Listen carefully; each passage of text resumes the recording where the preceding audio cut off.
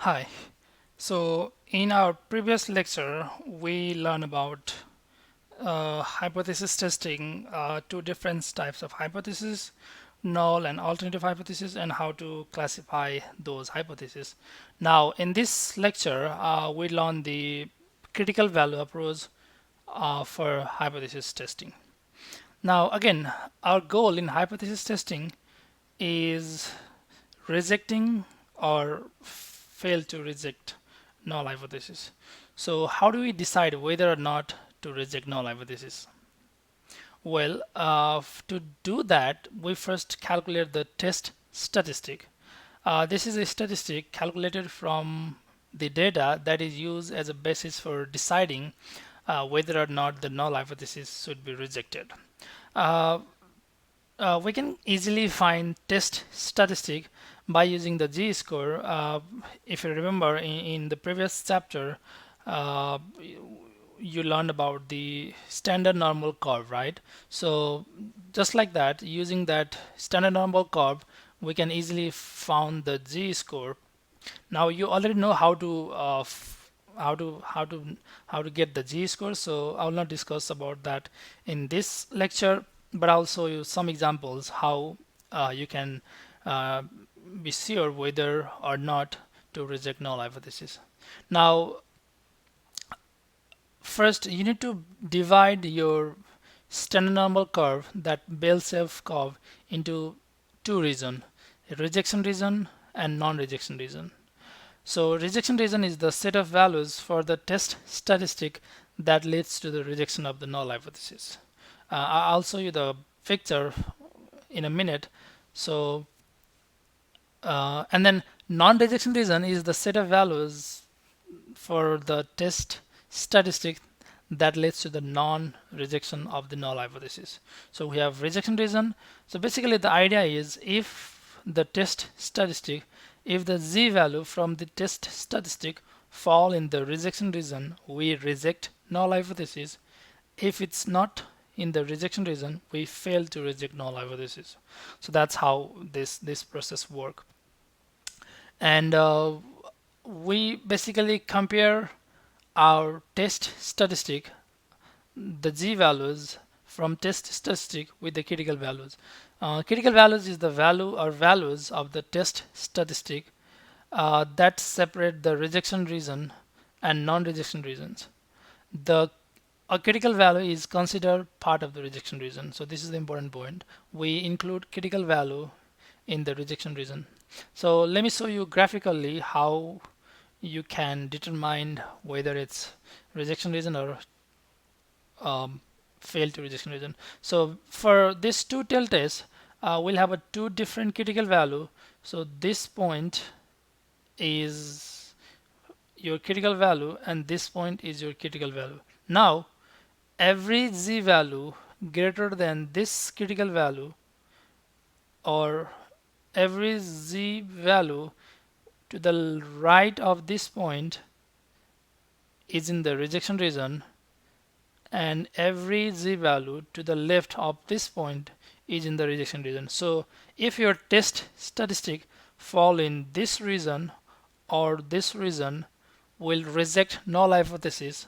Otherwise, if it lies in between here, then we fail to reject null hypothesis. So that's the common idea for two-tailed test. Similarly, for left-tailed test, we'll have only one critical value. So this is the critical value, the point right here. You may have a different critical value based on the different questions. So if the test statistic fall to the left of that critical value, then you'll reject as not. Otherwise, you fail to reject as not. So that's how you reject or fail to reject as not for left tail test. And for right tail test, we use the same argument to the right. So this point here is your critical. This point is your critical value. So if the test statistic lies to the right of that critical value, we reject null hypothesis. Otherwise, we fail to reject null hypothesis. So that's the common idea. In general, if the significance level is alpha, so we can write critical value in this Z notation for two-tailed test. Again, alpha is significance level, so you need to divide that alpha into two parts. Since this is two-tailed test, so we divide alpha in this part and this part equally. So your critical value is Z alpha over 2 and then negative Z alpha over 2. Remember, for standard normal curve, this middle point is always 0 and it's symmetric. So if this is Z alpha over 2, the point to the left is negative Z alpha over 2. So if your test statistic lies to the left of this negative Z alpha over 2 or right to the Z alpha over 2, we reject null hypothesis. Otherwise, we fail to reject null hypothesis. Similarly, for left tail test, since we only have one reason, so this critical value is Z alpha with negative sign, because for normal standard normal curve, this left reason is for negative values. So this is negative Z alpha over negative Z alpha. So if test statistic lies on this region, or in other words, if the test statistic is less than this value, we reject null hypothesis. And similarly, for right tail test, if your test statistic fall in this right region, right to the Z alpha, then we reject null hypothesis. Otherwise, we fail to reject null hypothesis. So for obtaining critical value, suppose that the hypothesis test is to be performed at the significance level alpha, then the critical value or values must be chosen so that if the null hypothesis is true, the probability is alpha that the test statistic will fall in the rejection region. So this is the basic idea. Let me show you one specific example for finding critical values. Now here for 5% significance level, now remember that as you did in the previous section, for 5% significance level, okay, let's start with the two-tailed test. Since for two-tailed tests you need to divide into the two different parts, so 5% means 0.05, so you'll divide that into two parts. So 0.05 divided by 2, that's 0.025 and 0.025. Now using the standard normal table, you can easily find the critical values. Again, I'm not gonna discuss that because you already learned how to find the Z score using the standard normal table. So look for this number in standard normal table, then you'll get this negative 1.96 as your critical value. Okay. Now since this normal curve is symmetric, so if this is negative 1.96, this another critical point is 1.96 because of the symmetric. So the critical values for this case is negative 1.96 and 1.96. Now similarly, if you are just dealing with the left tail test, then alpha is 0.05. You don't need to divide in this case because we only have one reason here. Again, search for this number in standard normal curve, you will get Z score as negative 1.645, and using the symmetric properties for right tail test, your critical value is 1.645. Now criteria for deciding whether to reject the null hypothesis. Now as I mentioned earlier, let's say this is the two-tail test with critical value negative 1.645 and then 1.645. Here I'm taking alpha equals to 0.1, in other words 10%. So I'm dividing it into 0.05 and 0.05 in both left and right side. Again, if you look for this 0.05 in standard normal table, you'll get negative 1.645, and then because of the symmetric, this is also the same value with positive sign 1.645. Now if your test statistic is less than 1.645 or greater than 1.645, then you'll reject null hypothesis because that will fall in the rejection region here or here. So you'll reject null hypothesis if it's greater than 1.645 or less than negative 1.645. Otherwise, if it's fall between those two numbers in this region, then you fail to reject null hypothesis. That's how we'll decide whether to reject null hypothesis or not. Okay. Let me show you a few examples. I already did this one. So okay, before doing another example, these are the common critical values. The most common significance level is 5%. So for two-tail test, for 5%, alpha over 2 will gives you 0.025. 1.96 is the very common one. So you can also memorize this number because you don't need to go to the standard normal table all the time if it's 5% and if it's two-tail test. So other, these are the common one. 5% for two-tail test, and then this is 10% for two-tail test. Okay, these are the common z values, critical values. But again, you don't need to memorize this number. Uh, you can always go back to your normal table and see these values.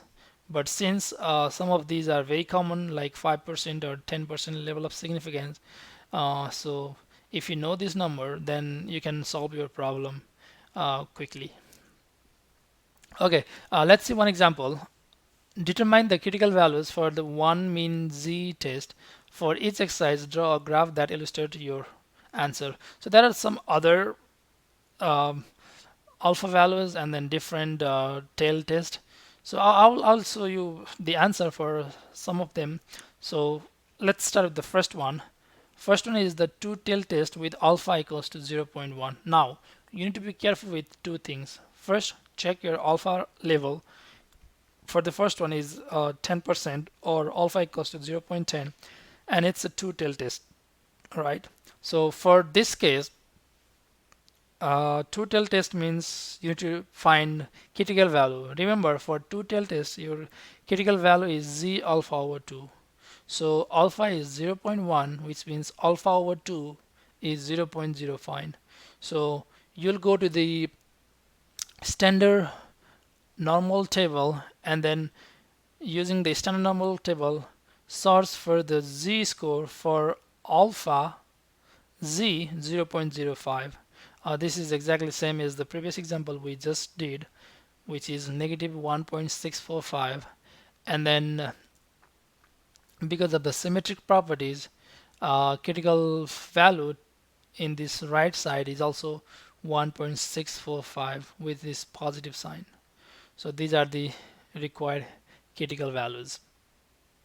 Now for the third one, since the question is to find the critical value for left tail test at 1% significance level, so you don't need to divide it by 2. So simply calculate the critical value for z alpha, z 0.01. Again, go back to the standard normal table, search for the z score for 0.01, you'll get negative 2.33. And for the fifth one, this is the right tail test for alpha equals to 1% or 0.01. Just like previous examples, find the z score in standard normal table for 0.01, you'll get this 2.33 as your critical value. Okay, now let's look at the another example. This will help you to understand the concept about finding the test statistic and then once you have a test statistic, you can compare that with the critical value to decide whether you should reject null hypothesis or fail to reject null hypothesis. Okay, so in this example, the sample mean of Jack's 25 drivers is only 264.4 yards, but Jack says he drives a golf ball 275 yards on average. Zin is skeptical and thinks Jack's average is lower than 275 yards. Assume a population standard deviation of 20 yards. Now, this is the sample we have. So we have 1, 2, 3, 4, 5 times 5. So 25 samples. So based on this 25 sample, excuse me, we need to now our goal is to test whether the Zin's claim is true or not. So Zin is skeptical and thinks Jack's average is lower than 275 yards. So here, again, first, what is null hypothesis? Null hypothesis is as naught equals mu equals 275 versus lower than, means we are talking about the left tail test as a alternative hypothesis such that mu is less than 275. So those are the null and alternative hypotheses. Now, to find whether we should reject or fail to reject null hypothesis, let's denote mu denotes the true population mean of all Jack's driving distance. Then, as I mentioned earlier, your alternative hypothesis is mu equals to 275 yard, and sorry, that's the null hypothesis, and its alternative hypothesis is h of a such that mu is less than 275. Now, if we are going to use the z-score as our test statistic, we need to calculate the sample population mean and sample population standard deviation. Now, here we have the sample of size 25. Now, if you recall the previous chapter, we know that mean of a sample mean is a population mean. So mu of x bar is 275, and the standard deviation of a sample means is a standard deviation from a population mean divided by square root of n. So this is the formula we learned in our previous chapter, so you need to know this formula. Now use this formula. We know these two value. So this is given 20 over, so there are 25 samples, so 20 over square root of 25, that's 4 yard. Now we have mu, and then we have mean and standard deviation. Now we know that the standardized version of x bar, again this is from the previous chapter, to find the z value we use this formula, x bar minus mu of x bar divided by sigma of x bar. So use that formula. We know x bar is 270, we know x bar, which is given in the question, that was 264.4, and we just calculate mu of x bar 275 divided by sigma x bar is 4. So use that value, calculate, you'll get the test statistic, which in this case is negative 2.65. Now we know the test statistic, but we also need to know the critical value. How do you find critical value? Well, in this example, we are talking about the left tail test, so you need to find this z alpha. Now here, alpha is 0.05, 5%. So again, if you look the z score for 0.05 in standard normal table, as we did with the previous examples, you'll get negative 1.645. Okay, now compare these two values. Now we just calculate the test statistic z equals negative 2.65. If this is negative 1.645, then negative 2.65 will lie somewhere here, means left to the critical value. Now we know that that's the rejection reason, so we'll reject null hypothesis, which means the Jane's claim is true. So we reject the null hypothesis as not. In other words, at 5% significance level, the data provides sufficient evidence to conclude that Jack's mean driving distance is less than his claim 275 yards. Now, let's see the general steps for the critical value approach to hypothesis testing. Now, first, state the null and alternative hypothesis. Null hypothesis is always with equality sign, and alternative hypothesis we have three different cases: non-equal, non-equal, less than or greater than. And second, decide the significance level. Normally it is given to you alpha. And third, compute the critical values. If it's two tail test, you'll have a two critical value. If it's one tail test, either right tail test or left tail, you have a one critical value. And if the value of the test statistic fall in the rejection region, reject as not. Otherwise, do not reject as not. And finally, interpret the result based on the answer in step 4.